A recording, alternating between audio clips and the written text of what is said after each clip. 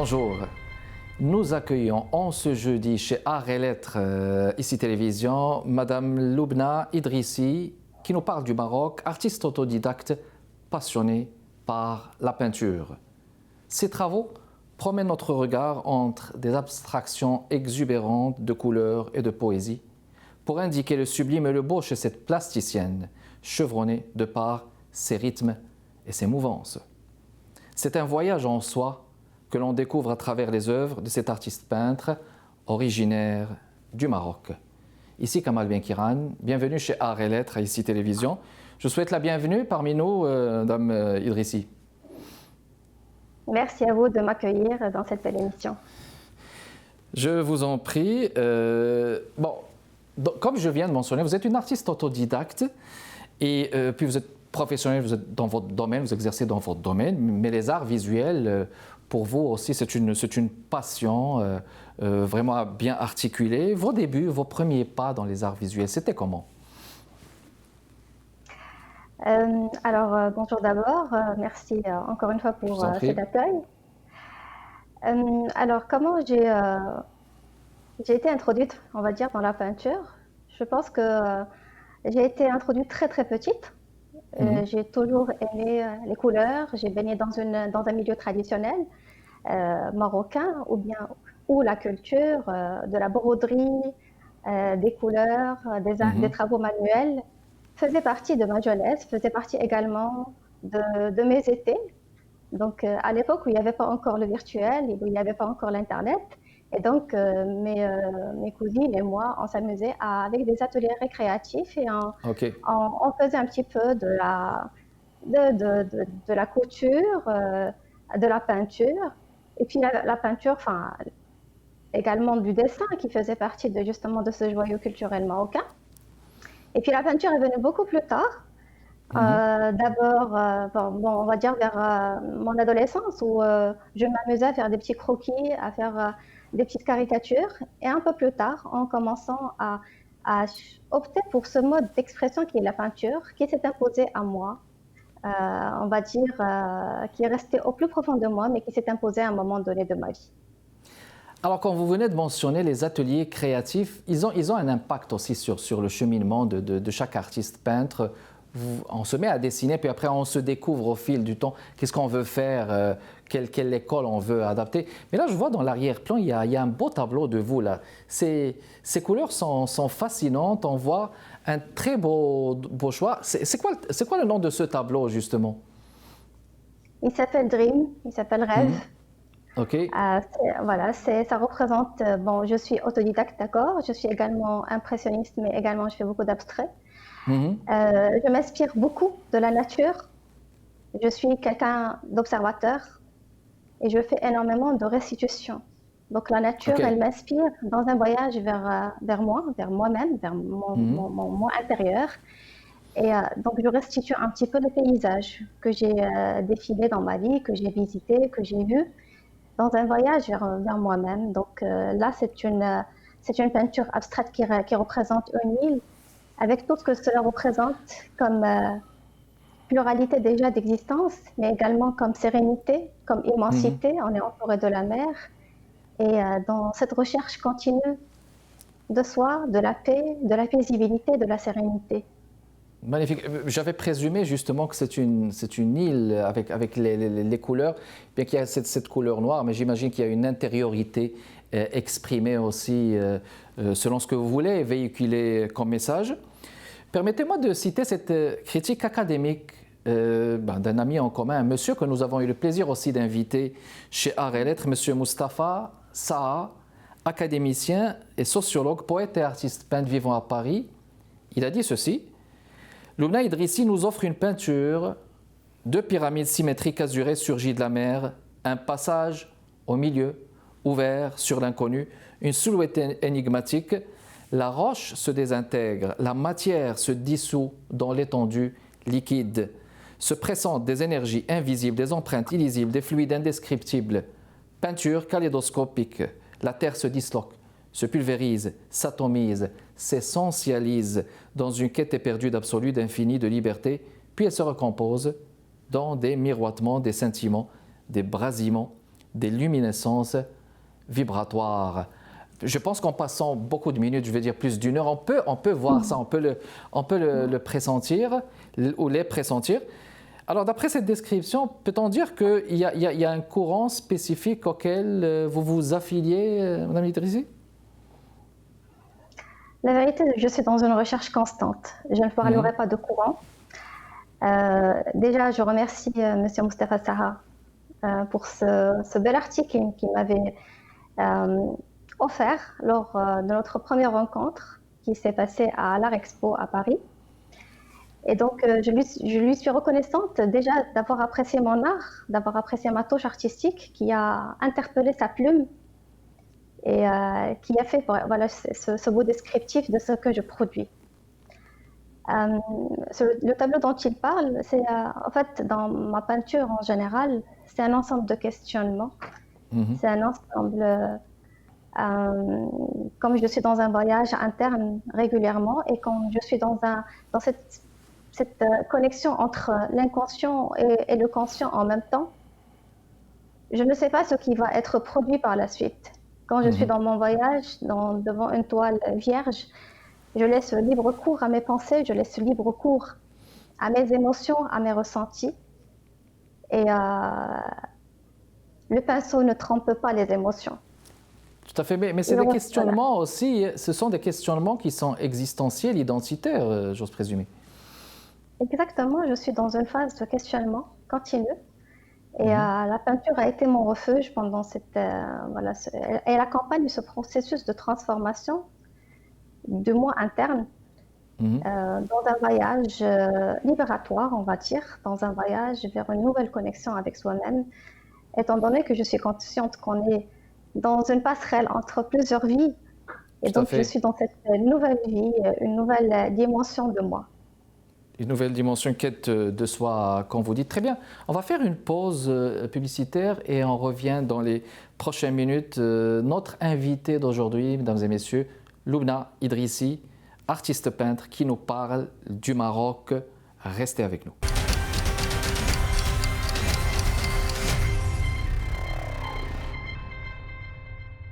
Nous sommes de retour avec vous, mesdames et messieurs, pour continuer notre discussion avec notre artiste peintre invité de ce jeudi, Mme Loubna Idrissi, qui nous parle du Maroc. On va parler de ces tableaux, on va parler de vos tableaux, Mme Idrissi.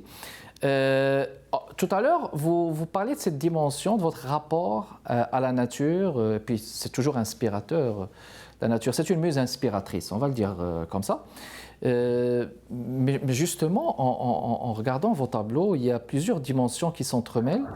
Et surtout, il y a cette dimension aussi spirituelle dans vos tableaux, une dimension, on va dire, peut-être assez philosophique. Hein. La dimension spirituelle, il y a aussi une dimension de méditation à l'intérieur. Comment est-ce que, justement, vous assimilez et vous intervenez dans cette approche, justement comment intervient la dimension spirituelle, justement, dans vos tableaux? Alors, n'oublions pas quand même qu'on est passé par une phase dans notre existence qui est très difficile avec la pandémie que nous avions connue. Tout à fait, le Covid.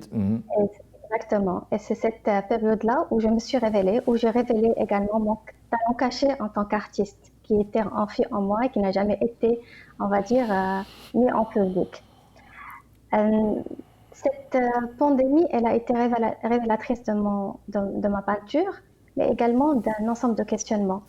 Donc, c'était pour moi le meilleur moyen d'écarter un peu les peurs de l'instant, d'écarter les craintes, les incertitudes que nous avions connues pendant cette période-là et de me reconcentrer, me canaliser sur moi-même, de me nourrir des énergies, des émotions, justement, pour dépasser ces inquiétudes et ces craintes et à la recherche de la lumière, à la recherche de la paix, à la recherche de cette lumière salvatrice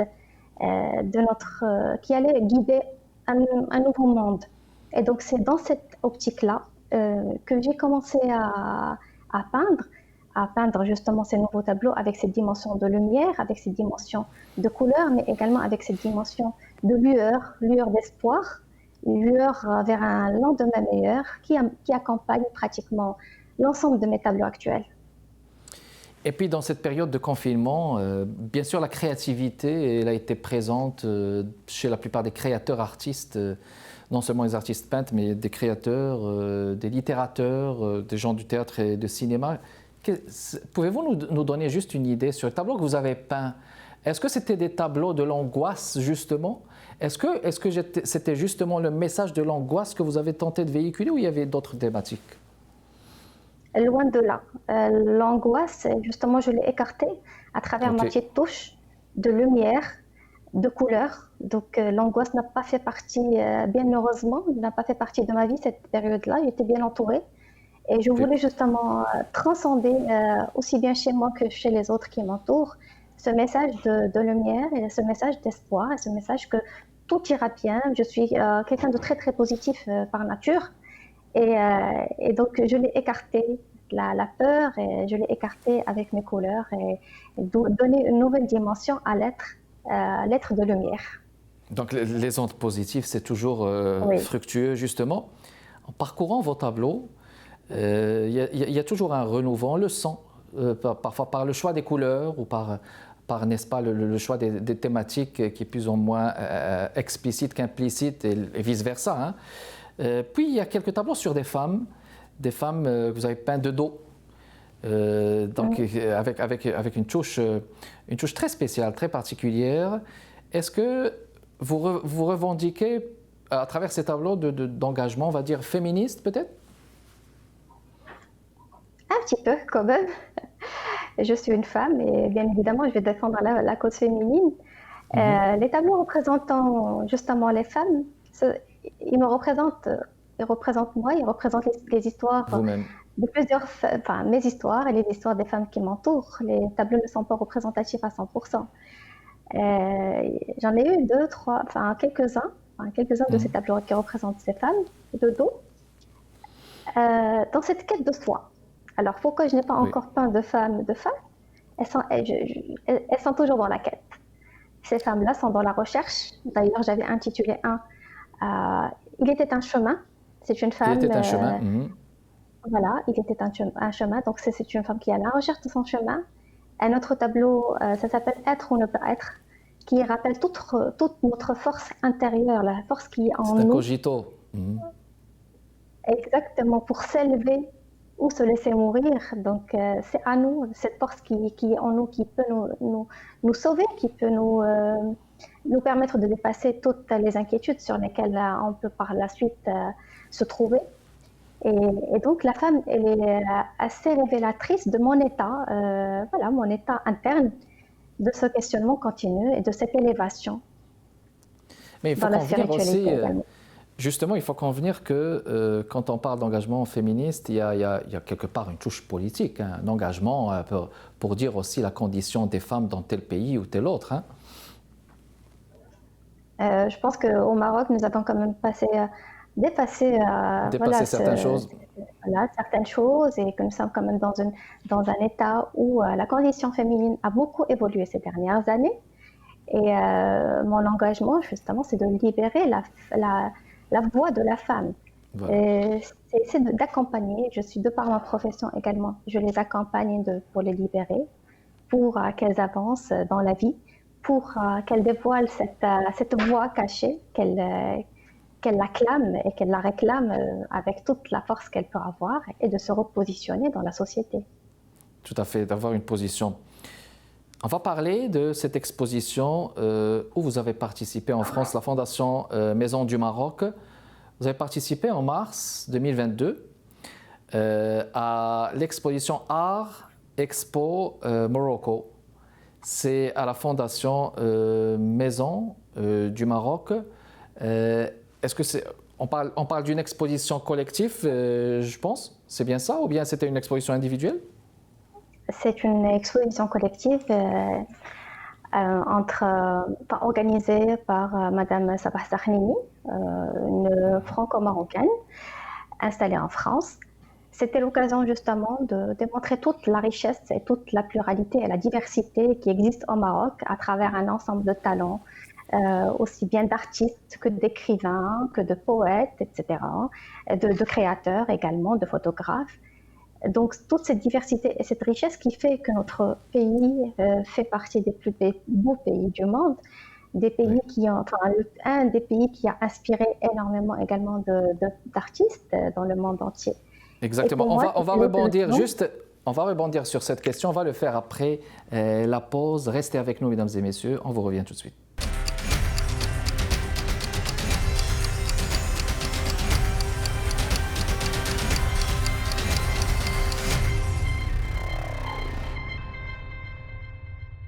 De retour avec vous, mesdames et messieurs. Loubna Idrissi, artiste peintre, c'est notre invité de ce jeudi. Je posais la question sur Art Expo Morocco en 2022. On parlait de cette diversité qui caractérise le Maroc, justement. Je vais vous laisser continuer à aller au bout de votre idée. Je vous en prie. D'accord. Donc justement, c'était l'occasion de faire de très très belles rencontres avec un grand nombre d'artistes, aussi bien marocains qu'africains, qui étaient présents à cette exposition. Et voilà, d'exporter ma touche à l'international. C'était un rêve pour moi, donc c'était un rêve qui a été quand même exaucé. Donc de montrer ma touche, et ça a été l'occasion de faire de très très belles rencontres, notamment Monsieur Sarah, qui m'a fait connaître au grand public français. En parlant de Art Expo Morocco, est-ce que c'était justement la promotion de la culture marocaine à la Maison du Maroc en France? C'était ça l'idée en général? Entre autres, exactement, c'était la promotion de l'art, de la culture, de la diversité, de la richesse, et puis inviter, à travers nos œuvres, inciter également les étrangers à venir visiter notre beau pays.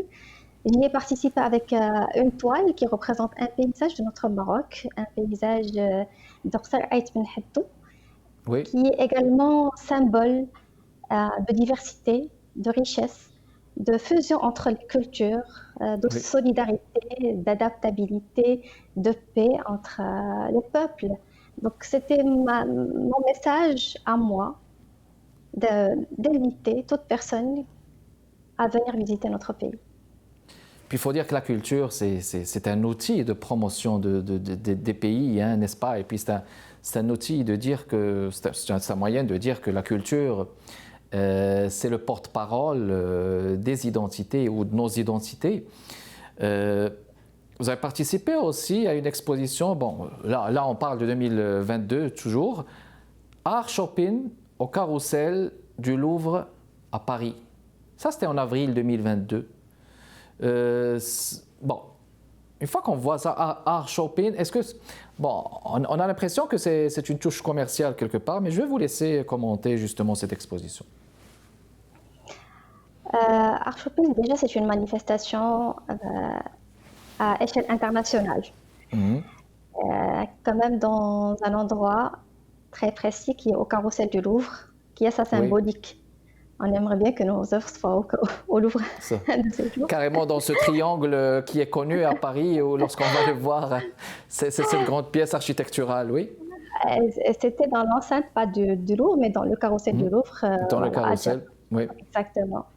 Et c'était l'occasion pour moi justement d'emmener ma petite touche, Oui, mon style, et de faire la rencontre de plusieurs artistes du monde entier, de m'inspirer également de leurs travaux, de discuter autour de ça, et puis de créer de nouvelles relations, de nouveaux contacts dans ce monde qui est inspirant, plein d'énergie, plein plein d'énergie. d'énergie. Un monde d'esthète, comme disait l'autre, un monde de beauté où la promotion de la beauté doit continuer à être le but et l'objectif. Là, en parlant justement de peinture, d'art visuel, justement, ce n'est pas si évident parce que l'artiste peintre ou tout créateur, il est supposé aussi être un peu homme d'affaires ou femme d'affaires dans l'âme parce que l'idée de la promotion de son œuvre, c'est tout de même une idée de challenge pour pouvoir attirer les regards. Parlons justement de regard. C'est quoi le regard que vous portez sur la situation de la peinture, des arts visuels au Maroc, de manière générale, Loubna Idrissi? Alors, la vérité, c'est un volet qui est assez complexe. Avec la crise Covid qui est passée, bon, on sent que ça peine à reprendre Oui. de ma position en tant qu'artiste. Je fais et ma promotion et mon marketing. Je suis bien évidemment à l'afflux de galeristes qui vont exposer mes œuvres, mais également de la manière comment je vais transmettre mon message. Ta Ce façon, n'est le pas aussi style. évident. Le style, le langage, le message qui est derrière mes toiles, ma position en tant que femme qui a envie de transmettre quelque chose. Mhm. Donc ce n'est pas aussi évident qu'on peut le prétendre, mais on peut dire que le marché de l'art, il reprend tout doucement, surtout après la pandémie que nous avons connue. Mais justement, comment vous avez négocié ça avec la pandémie de la Covid? Parce que avec les mesures sanitaires, là, avec maintenant le Zoom qui s'est révélé comme le leader de la communication entre tout le monde, c'est le virtuel. Est-ce qu'il y avait eu tellement de difficultés pour vous par rapport à ce qui est présentiel? Comment est-ce que vous avez vu ça de votre part? Alors, comme je le disais, c'était cette période-là où je me suis révélée en tant qu'artiste et donc j'ai profité de toutes les occasions possibles, aussi bien quand la possibilité était de faire des expositions justement en présentiel, euh, que de le faire en virtuel. J'en ai profité pour faire d'exporter mon art et OK. d'échanger lors d'expositions virtuelles à travers le monde entier, en Belgique, enfin oui, en Belgique, en Allemagne, en Inde, au Mexique, au Brésil, Très bien. en République Mhm. dominicaine. Et ça a été l'occasion justement de créer et de s'enrichir aussi bien des contacts avec de nouveaux artistes, mais également de connaître de nouveaux styles, de rencontrer de nouvelles écoles et de s'inspirer, et puis également d'inspirer par sa touche d'autres artistes. Excellent. Alors, il reste quelques secondes, à peu près 40 secondes. Vos projets d'avenir ou de futures expositions, Loubna Idrissi? Je suis en cours de préparation d'une exposition individuelle que j'espère elle aura lieu d'ici la fin de l'année 2022. Et puis, je suis à l'afflux de toute opportunité qui pourrait m'enrichir en tant que femme, en tant qu'artiste, en tant qu'individu dans ce monde. Excellent. Alors, tous nos voeux de succès, c'était tout le temps qu'on avait donc dans le cadre de cette émission Art et Lettres chez ICI Télévision. Merci beaucoup d'avoir répondu à notre invitation. C'était Loubna Idrissi, mesdames et messieurs, qui nous parle du Maroc. Kamal Benkiran avec vous. Merci beaucoup de votre continuel intérêt et fidélité. Prochain rendez-vous jeudi prochain à 15h30. Au revoir.